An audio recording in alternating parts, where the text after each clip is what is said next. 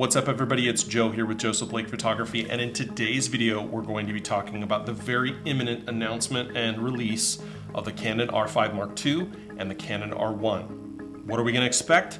When are they coming? And what does the FCC have to do with it?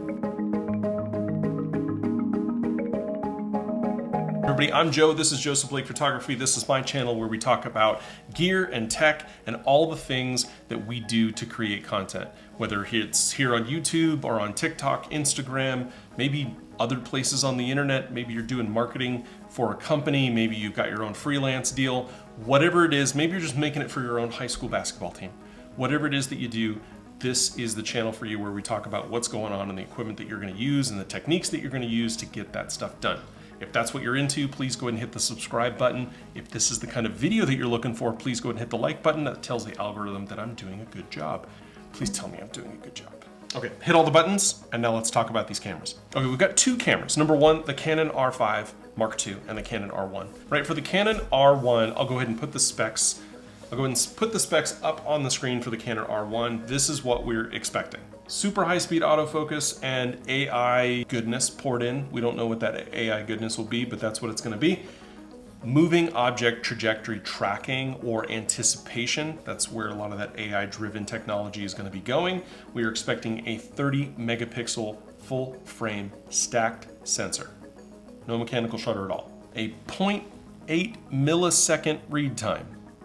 0.8 millisecond read time. 1 to 3 lossless. A slightly compressed RAW file, unlimited 40 and 60 frame per second shooting depending on the compression ratio that you go with, whether it's 1.2 or 1.3.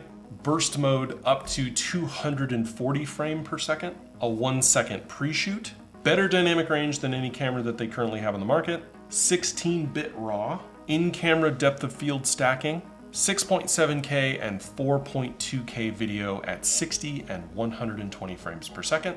That's in 12-bit cinema raw light, and DCI 4K, 120 frame, C-Log 2 and C-Log 3. All the good stuff, right? So that's the specs. You've got all that. And the Canon R5 Mark II, we're expecting put that right here, expecting a 45 megapixel sensor, BSI CMOS sensor, stacked maybe? We don't know for 100% sure if it's going to be a stacked sensor, but it's going to maintain that 45 megapixel range of the current sensor. It'll have an OLED articulating screen, an updated Digic XX processor, also like the R1, no mechanical shutter, also like the R1, 60 frame per second shooting, also like the A1, it will have new AI features, I'm assuming for tracking and focusing. It'll shoot 4K at 120 and 8K at 60. Canon log 1, 2, 3, all the Canon logs. And as previously, it will shoot in RAW.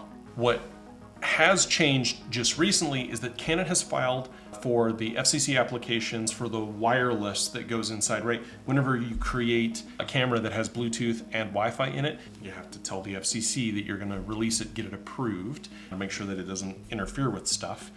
And when you do that, normally that gives us an idea of how long we've got to expect for it to get released. It's April. So we're pretty much expecting this thing by the end of this month or sometime next month at the absolute latest. So April, May, it's April. Any minute now, literally start the clock, start the countdown. What we will see is a full-blown announcement of the R5 Mark II. It will be a full media blitz, all the things. And then we'll see a teaser or kind of a development announcement with some of the core components of the R1. Then we will see in June or July, we will see the actual release of the R5. It will be available. And then in Q4, the end of this year, we will see the R1 for commercial availability, though it will be in the hands of photographers during the summer for the Paris Olympics. But we also have a third filing from Canon for another camera. And again, if you look back to one of the videos that I posted about Canon's long-term plan, it included some stuff about lenses, that they're going to be releasing an RFS-based camera that will support their 3D VR lenses. And that would be the next camera coming out. I don't know if it's an R9 or who knows, right? An R30D, who knows what they're going to name it. But the idea was that it would have the ability to support the 3D lenses, and that they would also announce a 3D stereoscopic 3D lens that is specifically designed for the RFS mount. which is really the same mount, just the sensor smaller. NAB is here in Las Vegas. So NAB is here in Las Vegas the 13th through the 17th. That is where we were expecting this announcement. It's going to be here in Las Vegas. I got to go to that.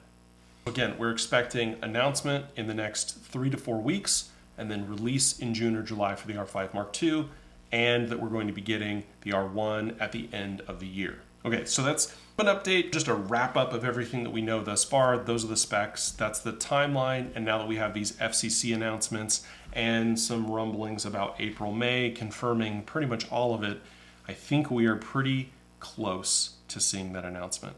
So if anything else happens, I will go ahead and make another video. I'll let you guys know. If you're interested in that kind of thing, hit the subscribe button, and if you hit the bell, it'll notify you when I post those update videos. If this is the kind of thing that you're into, I'd really appreciate it if you'd hit the like button. That tells the algorithm that I'm doing a good job.